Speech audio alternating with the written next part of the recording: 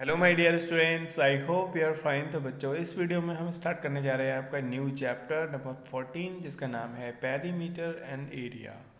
तो बच्चों, आप सोच रहे होंगे सर, इससे पहले जो हमारा चैप्टर 9 चल रहा था उसके बीच के कुछ चैप्टर आपने छुड़वा दिए हैं, ऐसा क्यों किया है आपने?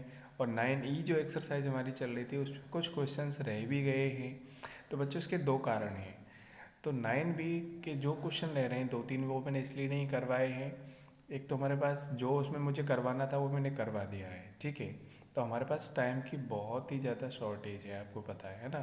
लॉकडाउन की वजह से इतना स्कूल ही नहीं खुले। और ये जो बीच के चैप्टर मैंने छुड़वाए हैं ये ज्योमेट्री के हैं। और ये ज्योमेट्री के चैप्टर्स में आपके 10 फरवरी से आपके स्कूल ओपन होने वाले हैं। तो मैं ये क्लासरूम में ही कराऊंगा, ठीक है, जिससे आपको अच्छे से समझ में आ जाए, ठीक है। तो वो ऑनलाइन में उनको थोड़ा सा आपको समझने में दिक्कत हो सकती थी, इसलिए मैंने वो बीच में अभी छुड़वाए हुए हैं। तो जब तक हम ऑनलाइन कर रहे हैं तब तक हम हमारा ये चैप्टर 14 है पेरीमीटर एंड एरिया, इसको फिनिश कर लेते हैं। ओके, तो चलिए स्टार्ट करते हैं। तो पेरीमीटर एंड एरिया बच्चों, हालांकि ये जो चैप्टर है आपके 5th स्टैंडर्ड से ही शुरू हो जाता है। 5th में भी आता है, 6th में भी है, 7th में भी है, 8th में भी है। ओके, इवन 9 10th में भी आता है। ओके, तो यहाँ पे जो चैप्टर में जो भी कुछ दे रखा है एक्सरसाइज हम स्टार्ट करेंगे, लेकिन उससे पहले कुछ बेसिक प्री नॉलेज है, फंडामेंटल्स है, उनको पढ़ लेते हैं, राइट। तो देखिए, देखो बच्चों, ये है आपका असाइनमेंट नंबर 12 और chapter perimeter and area.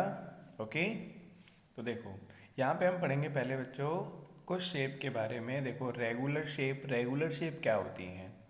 Regular shape वो होती हैं जिसमें सभी साइड्स कैसी होती हैं, इक्वल होती हैं, बराबर होती हैं, ठीक है। तो उन शेप्स को कहते हैं हम रेगुलर शेप्स। जैसे यहाँ पे आप देख रहे हो, यहाँ पे 3 3 3, तो इसकी जो ऑल साइड्स हैं, तीनों साइड्स हैं, वो क्या है, इक्वल हैं, बराबर हैं। यहाँ पे इसकी चारों साइड्स इक्वल हैं, 5 5 5 5। यहाँ पे इसकी जितनी भी साइड्स हैं, 1 2 3 4 5 6, तो सब इक्वल हैं, 2 2 2 2 2 2, इस तरह से। तो जब सारी साइड्स इक्वल होती हैं तो उन शेप्स को कहते हैं रेगुलर शेप। ओके, अच्छा, दूसरा इर्रेगुलर शेप, जैसे नाम से ही पता चल रहा है, रेगुलर का उल्टा इर्रेगुलर शेप। यानी जब सभी साइड्स बराबर होती हैं तो रेगुलर, और नहीं होती हैं तो इर्रेगुलर, सिंपल। यानी जब ऑल साइड्स इक्वल नहीं हों, ठीक है, जब ऑल साइड्स इक्वल नहीं होंगी तो कुछ इस तरह की शेप बनेगी, ठीक है। ये मान लो 3 है, ये 4 है, ये 5 है, ये 6 है, इस तरह से ये 1 ये 1 ये 3 ये 2। अब ये अलग अलग हैं, कुछ हो सकता है जैसे 1 1 आ रहे हैं, कुछ बराबर भी हो सकती हैं, कुछ अलग भी हो सकती हैं, but all sides will not be equal. समझ में आ रहा है? सभी बराबर नहीं होंगी, तो उसको इर्रेगुलर शेप कहते हैं, ठीक है।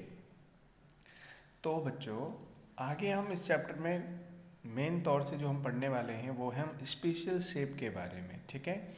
अब स्पेशल शेप कौन सी होती हैं?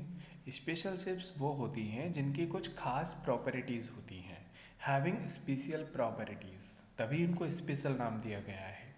जैसे कि रेक्टेंगल, रेक्टेंगल में आप देख रहे हो ऑल साइड्स बराबर भी नहीं हैं, लेकिन यहाँ पे कुछ प्रॉपर्टी है कि जब भी रेक्टेंगल बनेगा, चाहे छोटा बने, चाहे बड़ा बने, चाहे यूँ बने, चाहे यूँ बने, चाहे कैसे भी बने, ठीक है, उसमें अपोजिट साइड्स यानी आमने सामने की साइड्स बराबर होती हैं। जैसे ये 3 है तो ये भी 3 होगा, और ये 5 है तो ये भी 5 होगा, ठीक है।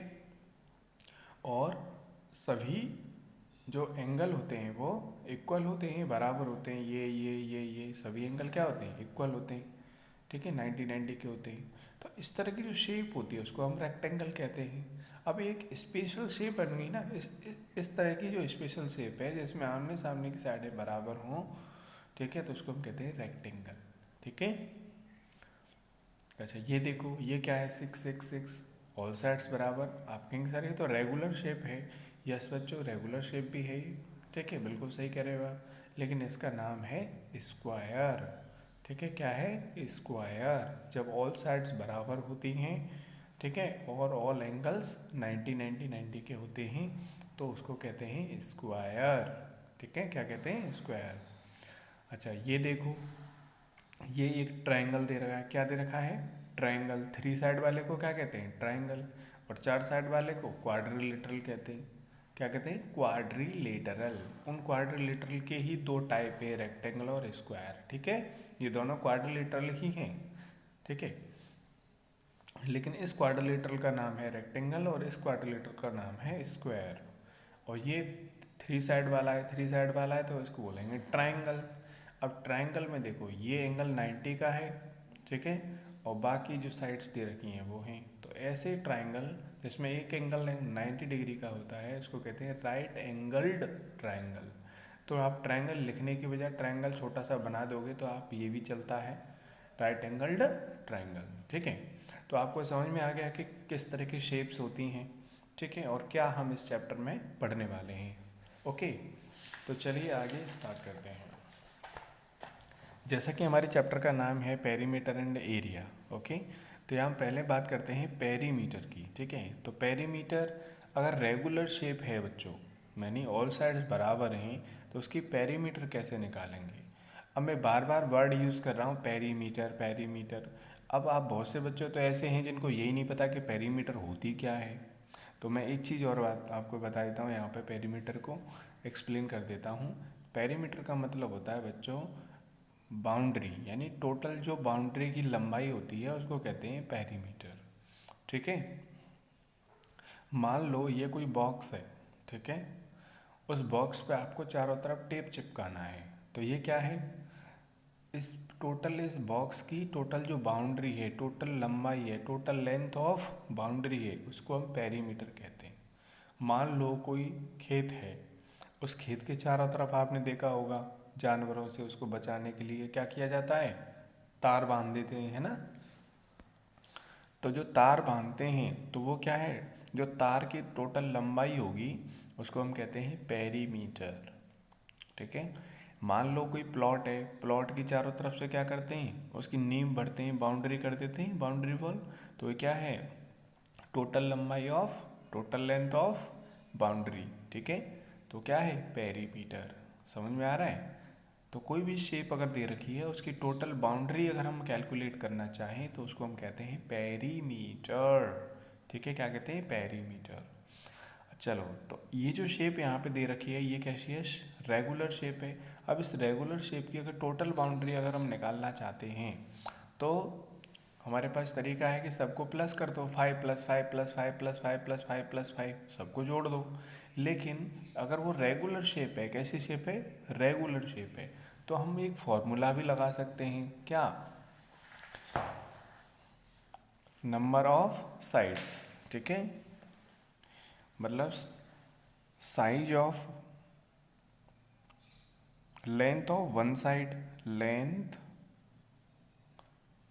ऑफ वन साइड, क्या लिखा है मैंने, लेंथ ऑफ वन साइड। इनको साइड कहते हैं, ये जो क्या है, साइड। तो इसमें कितनी साइड है, 1 2 3 4 5 6 साइड है।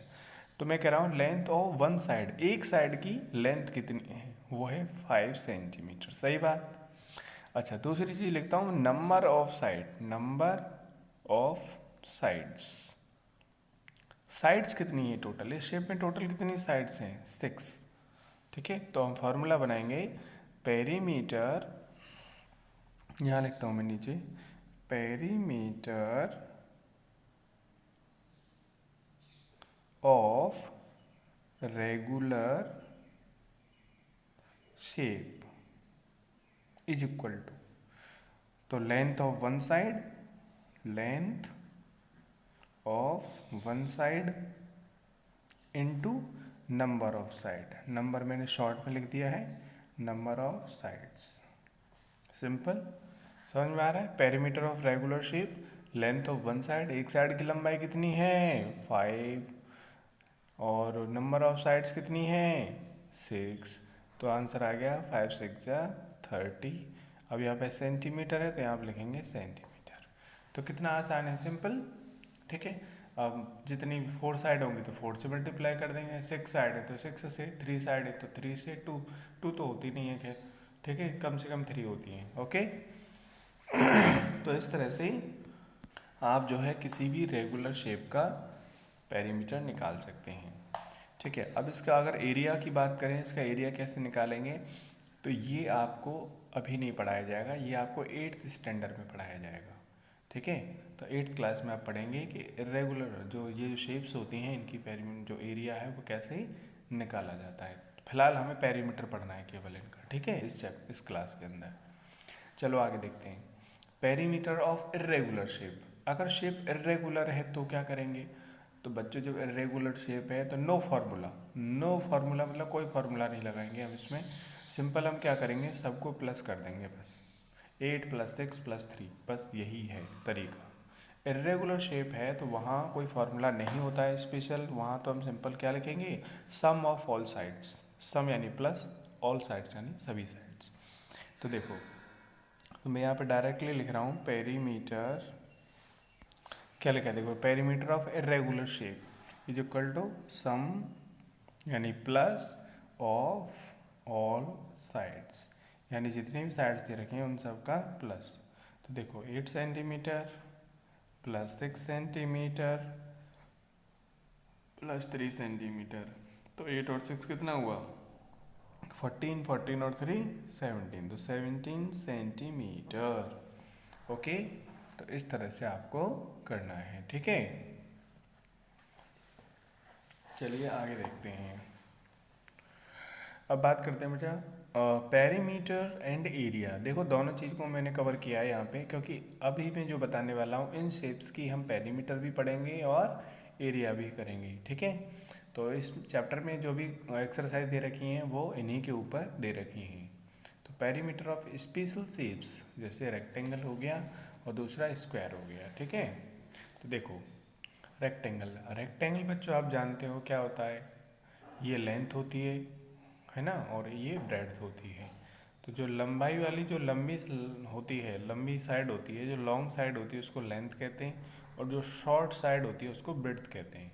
ठीक है, ओके, तो देखो बेटा इसका हम पेरीमीटर निकालने का फॉर्मूला, देखो ये रहा फॉर्मूला, पी मतलब पेरीमीटर। तो पेरीमीटर अगर हमें निकालना है तो देखो लेंथ और ब्रेड्थ दोनों को प्लस कर दो, तो हमने दोनों को प्लस कर दिया।